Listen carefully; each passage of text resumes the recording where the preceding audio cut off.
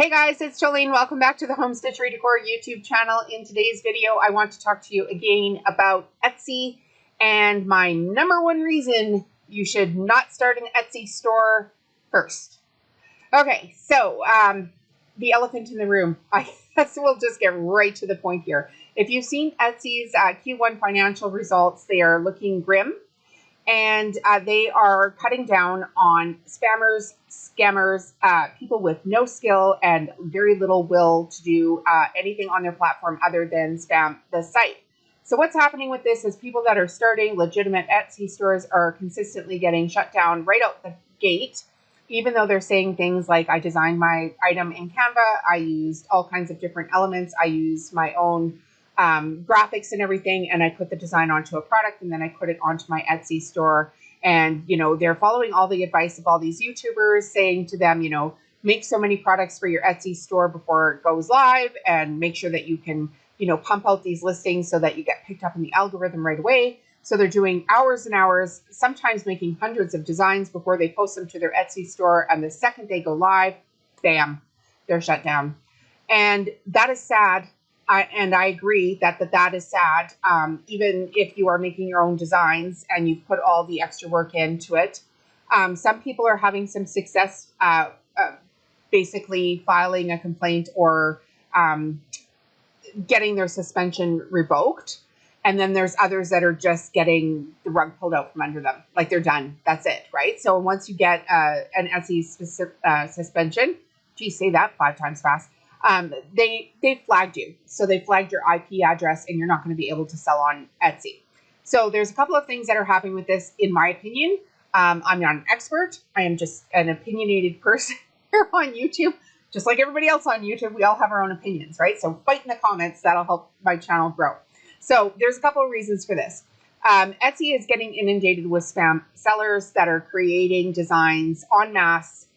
They have teams of people. They can work very inexpensively. Some of these people are from overseas where labor is cheap and technology is vast.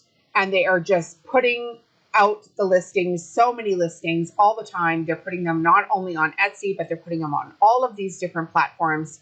And Etsy shareholders have said, you guys, seriously, we're starting to lose money. You have no way to service this many sellers.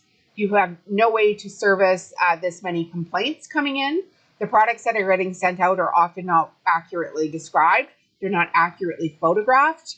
And we've had it. I mean, how much money can you guys possibly, like, you're going to lose. This is what's going to happen. So you either need to get this stuff cleaned up or you're going to lose. So I sell on Etsy.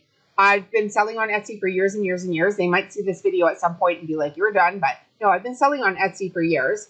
Not very successfully because I do all of this other stuff here, which is fine. I'm comfortable with where my business is at. But I was recently listening to, different Etsy coaches and stuff. You know, if you're doing anything in Etsy and you're not investing some amount of time into education, then you're naive. And therefore, I do invest some time into education. So this one Etsy coach that I was listening to was saying, you know, don't do anything with your Etsy store that isn't SEO optimized. And then the other thing they were saying is you should have a backup plan, which is true. And I'm going to talk to you about a backup plan in a second. But they were saying your backup plan should be on a site like, I would believe it was WordPress or Wix, because those are ranked higher for SEO searching on the internet. And I'm here to argue that point. So my point to this being, and I do have some back-end knowledge, having worked with some tech companies on some other things that I do. So I will say this. If the artist can put out this many listings with this much AI technology in regards to just the actual listings, so the actual products themselves, the platform is not only going to get inundated with the artists with the, you know, this is a dog mom shirt, and this is like, I'm in my blank era, I'm in my Taylor Swift era, or whatever you guys are putting on these shirts. They're also getting inundated with SEO. So they're only going to be able to rank people for SEO for so much SEO. I mean, it's important, you know, to accurately describe your products. I agree. But SEO is not going to win. It's not going to win. So it doesn't matter if WordPress or Wix is higher in SEO searches. You're actually going to have to start building relationships with the people that you sell your products to. And to prove my point to this, lots of people build relationships with people for the products that they sell. It's just, it's been going on, honestly, since the dawn of time. Like, you used to go down to the butcher or, to go down to the grocery store. There was an egg lady in town. And all of this, we're just going to plaster the internet with stuff and hope that we can just, get our products seen in front of people when there's this much competition. It's not going to work anymore because there's far too much competition. The bar for getting into Etsy used to be, like a handmade seller item. And it was like this lady in her house, much the same as I am, making products, and they would put it on Etsy, and it was a handmade craft business. So unless Etsy says to people, okay, we're just going to completely eliminate print on demand, which I don't think they're going to do, that you guys need to get smarter about your products and start building relationships with your customers. And relationships aren't about SEO. So what needs to happen in your products is you need to have your meta description, which is like your tags, your titles, how you name your pictures, even like you name your pictures on your computer, where it's like, okay, I have JPEG 2834, instead of naming your picture JPEG 2834 and putting it up onto the internet. In my case, I'm Home Stitchery Decor, so I would name my picture Soup Bowl Cozy Home Stitchery Decor, and then maybe the 3 numbers for the SKU for that, because I do have SKUs for it. Okay, so what I'm telling you guys is, this is the cusp of this video. You should not start an Etsy plan or an Etsy store without a backup plan. There's no need of it. If you're going to be spending that much time putting hundreds of hours of work into anything, it should be something that you own and that you're going to own no matter what Etsy decides to do with its platform, because they are the boss of their platform. And as much as you can stomp your feet and cry, they don't care. They literally don't care. You mean nothing to them. There'll be 50,000 other people behind you coming into Etsy going, okay, well, I'm going to do this. So what I'm saying to people, and I'm actually going to make a training course for this. I've got the outline for the training course, and I'm starting to work on this course to teach you exactly step by step by step how to do it. And I'm going to make the course extremely affordable because I feel like people need this information, and I'm 5 years ahead of where I started, and I've learned a lot of stuff. And if my information can help a few people out, I'm going to go ahead and do that because I'm comfortable doing that for myself at this time of my life. So when the course comes out, you will know about it. I will announce it here on my YouTube channel. So follow along with YouTube, hit subscribe. That's a good marker here for you guys to hit subscribe. So what I would say to do, first of all, is to start a Shopify store. I am a Shopify affiliate. I'm a proud Shopify affiliate. There is going to be QR codes throughout this video.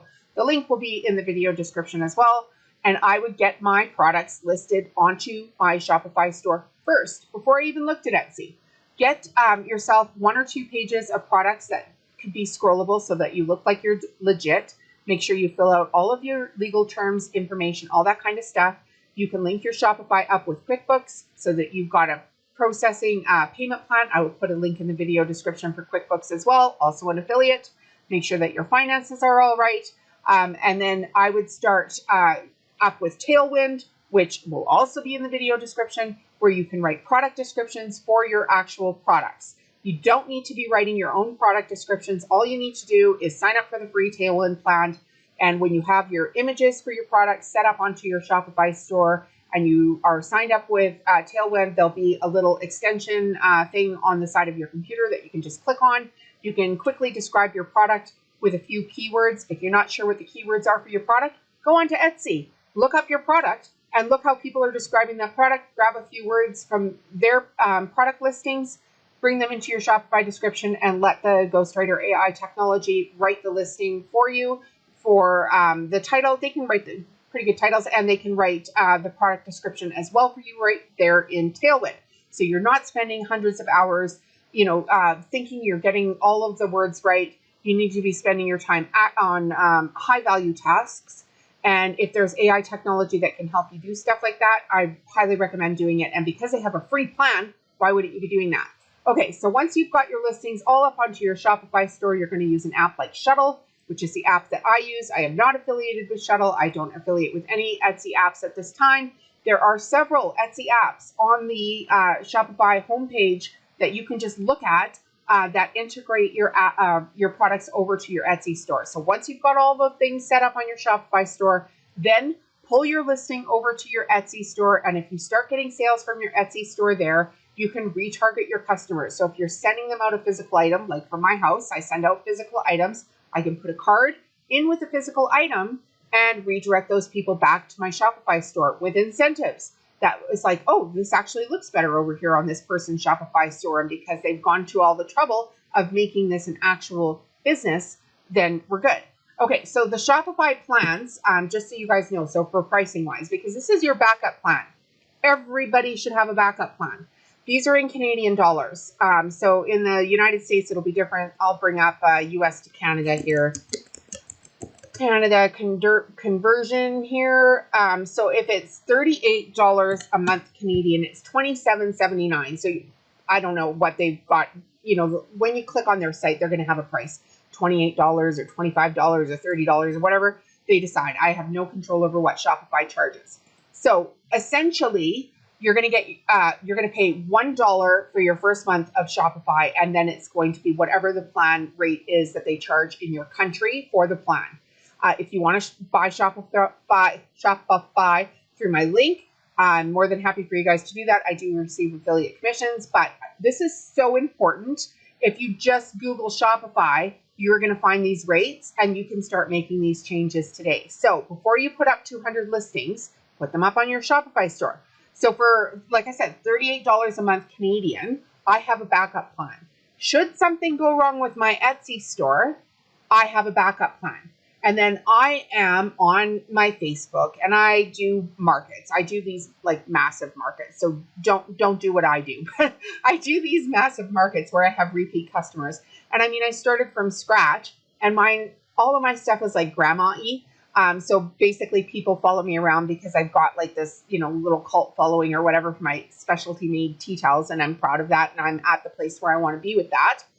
But start building a community, whether you build it on Instagram, whether I had a little thing about Instagram here today that I was reading about. Okay. So, Instagram or TikTok. So Instagram globally has 25 million people that click on shoppable links during the year. 25 million. That's insane.